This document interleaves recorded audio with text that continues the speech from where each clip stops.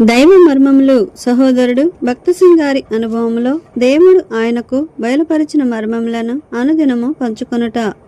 November 16. యెహోవా విమోచించిన వారు పాటలు పాడుచు తిరిగి సియోనునకు వచ్చెదరు. వారి తలల మీద నిత్యానందముండును, దుఃఖమును నిట్టూర్పును ఎగిరిపోవును.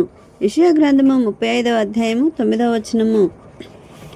ఈ మా ప్రయత్నములన్నీ యేసుక్రీస్తు ప్రభువు మానవ జాతికి క్రొత్త సంతోషము, క్రొత్త సమాధానము, క్రొత్త వెలుగు కలిగించినట్టి ఉప్పుగా చేయుటకై, పాపులను రక్షించుటకు ఏ విధముగా వారిని వెదకుచున్నాడో మీకు తెలియజేయవలెననియే మానవునికి సంతోషమునిచ్చుటకే ఆయన ఈ లోకమునకు వచ్చెను. ఏ యుగమునందైనను మానవులు ఎక్కువగా ఆశించున్నది సంతోషముగా నుండవలెననున్నదియే. అయితే సంతోషము సంపాదించుట ఎట్లో వారు ఎరుగరు. దేవుడు ఎవరో, ఎక్కడ ఉన్నాడో, ఆయనను కనుగొనుట ఏ విధముగానో, ఆయనతో మాట్లాడుట ఎట్లో, ఇవి ఏమియో వారికి తెలియవు. నేను మారు మనసు పొందక పూర్వము నాకు ఈ ఆకలి దప్పులుండుట నాకు జ్ఞాపకము. సిక్కు మతము దేవుడు చాలా చాలా దూరమున ఉన్నాడని బోధించును. ఆయనను చేరుట ఎట్లని ఆశ్చర్యపడుచుంటిని.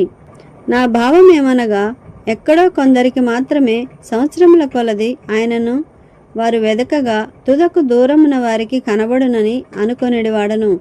అయినను నా బాల్య దినములలో ఇట్లు ప్రార్థించుచుంటిని, ఓ దేవా, నీవు ఎవరవు? ఎక్కడ ఉన్నావు? నీవు నాకు దొరుకుట ఎట్లు? ఈ మాటలతోనే అనేకసార్లు ప్రార్థన చేసి తిని. ప్రార్థన చేసిన కొలది అంతకంతకు ఆయనకు దూరమగుచుంటినని గ్రహించి తిని. ఇన్ని యుగములలో కూడా నా వలనే అనేకులు శాంతి కోరుచు ఆయన ఉన్న రీతిగా ఆయనను తెలుసుకునవలెనని వెదకిన వారు గలరు.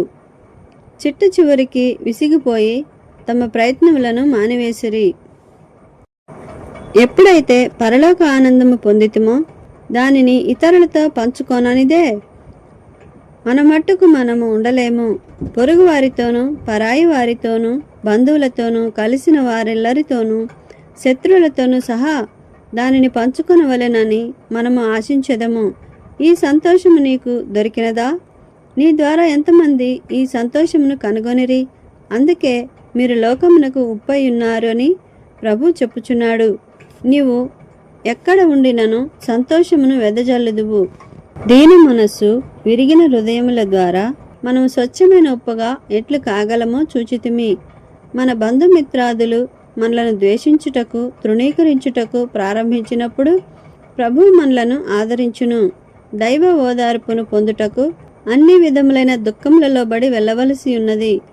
ఇతరులను మనము ఆదరించుటకు మనము పొందినట్టి తర్ఫీదు ఇదియే.